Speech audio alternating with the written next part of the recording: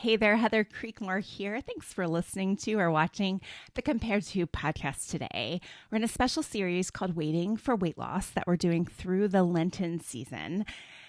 And really the heart behind this series is for us to check ourselves. Weight loss isn't a bad goal, but if it becomes our first pursuit, our primary pursuit, if it takes over everything else, then perhaps it's at a disordered place.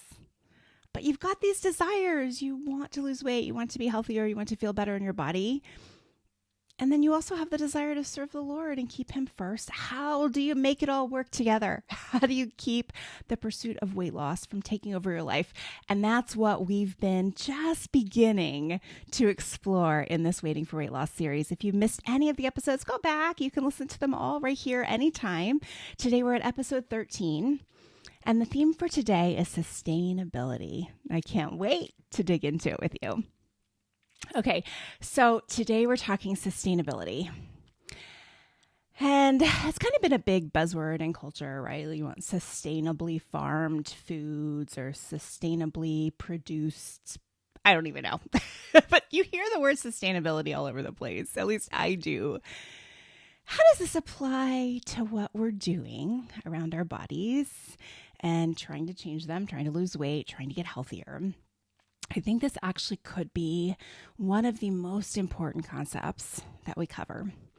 And it connects so intricately with an episode we did a few days ago, the topic of patience. Because most of us want to have our bodies changed by Saturday. We want the transformation. We want the after picture.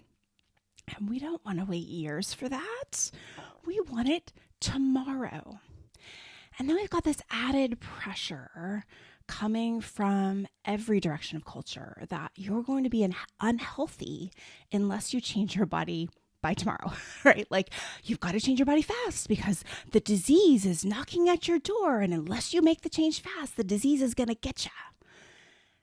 And I feel like there's some things that we miss in that paradigm of fear, right? Because that's what it is. It's a fear-driven urgency for change to happen just like that.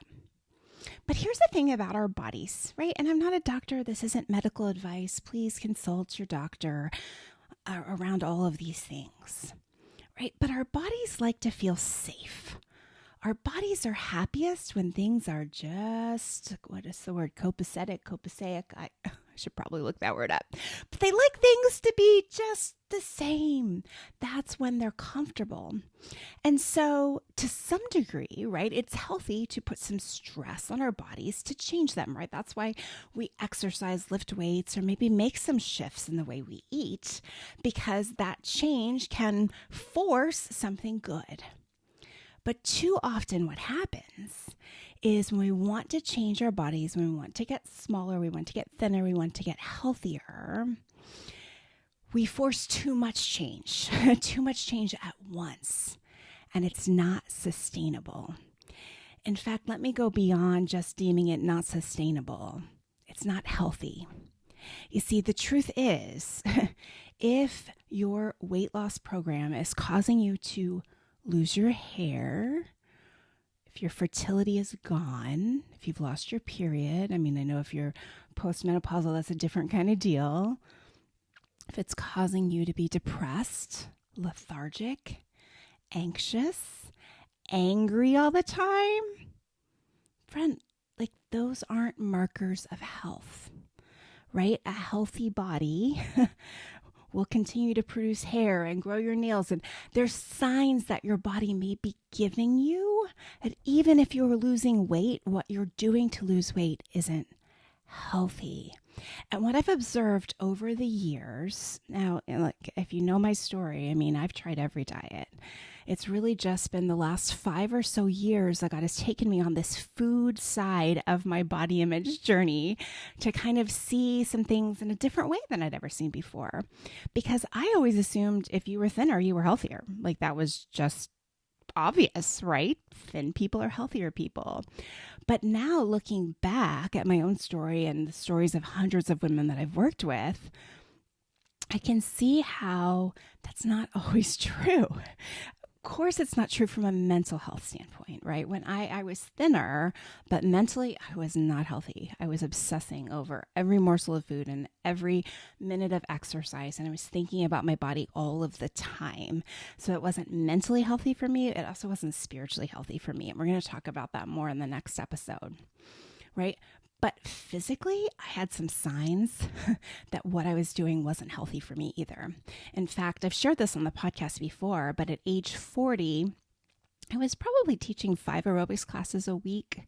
I was eating clean, healthy, whatever terminology would you want to use. I mean, I had cut out, I think, dairy and a bunch of other things. At age 40, I went to the doctor and I was diagnosed with Hashimoto's and hypothyroid. And I had to start taking thyroid medication. I was told I needed to cut out gluten and various other things to help with the Hashimoto's, which is autoimmune thyroid disease. And my body was crying out for help. What I should also share is that I had some degree of adrenal failure. There's some argumentation as to whether or not that's a real thing. But I know for me, my body felt exhausted. So I would get up and sometimes teach like a 6 a.m. spin class. And then I would have to take a nap at 10 a.m. And then I would maybe take another nap at like 2 p.m. It was 2 naps a day to get through a day. And it was because I just kind of burned my body out and I burned my thyroid out. And so all of these things I was doing to try to be healthy or get healthier were actually harming my body. What I love about some of the research that I'm seeing come out now is that there's more and more research showing that there is such a thing as too much exercise. I never heard that before, right? Or there is such a thing as being too thin. We didn't hear that in the 90s, right? That your body needs a certain amount of calories. We're hearing more and more of that statistic that, 1,200 calories a day isn't enough for a toddler, right? You are a grown woman. Your body needs more than that. And I'm seeing more and more trainers on the internet kind of share that truth. And so it's awesome. Well, let's go back to you, right? Is the way you're trying to change your body sustainable? Is this something you can do for the rest of your life? Now, let me clarify here, right? Because what happens when you start a new program, like let's say keto or intermittent fasting, or even back in the day, we did low fat, and trust me, friends, that's coming back. But you do keto for like 6 weeks, you see some great results, and you're like, I can do this for the rest of my life. I love this. I feel so great. This is fantastic. This is what I'm going to do for the rest of my life. And we do that, right? We vow to ourselves like, oh, I found it. I have found the plan, the holy grail I've been looking for my entire life, and I'm going to do this forever. But then it stops working, or your body's overwhelming desire for carbohydrates kicks in and you just can't do it forever. And then you kind of feel like you failed. But friend, let me tell you, you did not fail. Your body was designed to run on carbohydrates, protein, and fat, the 3 macronutrients every cell in your body needs to some degree or another. All 3 of those macronutrients play an important role in your body. And although diet after diet comes out and says, ooh, we found the hack to be skinny, just get rid of this macronutrient, it never lasts. And some of you friends were with me in the 1990s when we were eating low fat and we wouldn't touch an avocado. And then some of you were with me in the 2010s when we were making fat bombs to try to be healthier. And it was just such a 180, like, what in the world has happened? Now I'm eating all fat and I used to not eat any fat. Friend, the trends of our culture around food and diet have had us on Mr. Toad's wild ride. And I think the healthiest place for us as Christian women who desire weight loss is to tune out all of that noise and ask the Holy Spirit, ask the God who created your body, because that's the other thing. We're all different, right? My body loves red meat. My husband's body cannot handle a couple bites of red meat. He loves fish. We're all different. Ask the God who made your body how to eat, how to move. Consult him. ask him. Now, that doesn't mean you don't get outside help. Of course. There's wise people that we can bring into the process for sure. But by and large, the noise of culture is promoting ways to lose weight that are not sustainable and may not be right for your body. Now, let's take a different twist on this. Let's talk about this from a spiritual perspective, right? Because I already told you, right, our biggest problem is we're impatient, right? Like we just want the change tomorrow. And we know, I think somewhere deep in our hearts, we know what we're trading. Right? We kind of know, like, if I do this thing, I might be skinny by next month. And I might really like being skinny by next month. But then we kind of know in the back of our heads, in the back of our hearts, and it's probably not going to last. And sometimes, candidly, we just make the choice, right? Like, well, I don't care. I want to be skinny for those vacation pictures. I want to be skinny for my kid's wedding. I want to be skinny for this. I don't care. I'll just worry about the consequences later. And then we have to start all over, right? Then you've done it too, I'm sure. You lose the weight and then you gain even more weight. And maybe you're further behind, quote unquote, on that goal that you had to begin with. You made a long-term sacrifice to have a short-term goal. And here's the thing, as Christians, right? We are not called to live lives that are driven by, I'm going to call it a word. It's greed, right? That's what makes us impatient. It's greed. It's actually lust and greed kind of go together. Lust isn't always just sexual, like I've got to have that thing, right? Lust and greed are kind of the same, like driven, must have what I want now, any way possible. Give it to me.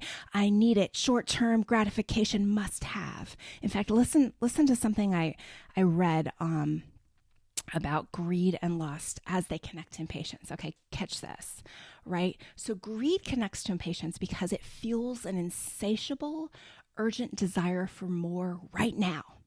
It forces shortcuts that sacrifice long-term value for immediate gratification. Impatience acts as the accelerator for greed. It drives desperate actions, risky decisions, and even exploits others because the greedy mind cannot wait for legitimate gains, or shall we say legitimate losses. Lust is similar. Lust connects to impatience because it transforms our desires into urgent, immediate demands that we cannot tolerate living without today. But here's the thing. We're called to live by what? Not by greed and lust. We're called to live by love. Love is characterized by patience, by long-term commitment, by secure pacing. Whereas lust and greed are high energy. It's now or never. I've got to have it now. And they focus on reckless behavior or skipping necessary steps to get the results that we want. Friend, stewardship of our bodies cannot be driven by lust or greed, right? It can't be. And so often, right, that is what kind of drives us. In fact, I want to tread carefully here, but if you've been involved with certain dieting programs, right, what do? They get you involved in the program, you start to see some results, and then they actually convince you to buy into the program and start selling the program yourself. And then you start making money, right? And oh goodness, our human heart's tendency to greed. Oh, it's just right there, always ready, right? And then when you start making money and you got the weight loss and this machine starts going, I'm making money, I'm getting skinny, I'm making money. I mean, and friend, like, even if you're not making money, right? Like, let's just be honest. A thin body is a commodity in our culture. Right? That is how you are wealthy in our culture. In my course called the Body Image Freedom Framework, I dig deep into like some of the belief systems and how like really even just our economics are messed up with what we believe about a thin body and value. But greed should never be our motivator. Greed, lust, these aren't the answers. And so let's go back to patience. Go listen to that episode again if you need to, right? What can you do to support your weight loss goal that you can do right now and you can do it for the rest of your life, right? You can incorporate it into your habit today. You don't have to wait and start Monday, right? That's the worst thing anyone ever came up with, the starting Monday thing. Today, what habits can you start today that will last a lifetime? Those are the habits to incorporate. And like I talked about before, in my 40-day body image workbook, I do have a list of some sustainable habits. In fact, you could join us on the 40-day journey. We start in just about a month right after Easter. Friend, this journey could be so good for you in terms of thinking about your body in a healthy way and thinking about sustainable habits around food in a healthier way. Join us. You can go to improvedbodyimage.com and find out more about how to join us in that. We'd love to have you there, right? So, but my project for you today is think about some things that would be good for you and how you can start incorporating them right now. And then look at these other things you're doing around weight loss and ask yourself, is this sustainable? Can I do this for the rest of my life? Like, friend, I'm not against GLP-1s. In fact, I thought about doing a whole episode on that as part of this series. I'm not sure if I will or not. You can let me know if that's something you'd like to see. I'm not against them. But my problem is there is clear research to show that unless you use it for the rest of your life, it's it's not going to work. The weight will come back. And that's a concern for me. Now, I think there's certain populations, right, where it makes a whole lot of sense. But for other populations, if you're trying to lose that 50, 40, 30, 20 pounds, 10 pounds, I don't know. I think this is playing with fire. So again, I'm not a medical doctor. Consult your doctor around that. But think about what you're doing in your life and ask yourself, is this sustainable? Can I work out like this for the rest of my life? I mean, assuming you don't get injured, right? Can I eat like this for the rest of my life? Or am I going to show up at a birthday party someday and be like, nope, I'm having the cake. And friend, let me tell you, that's not a bad thing.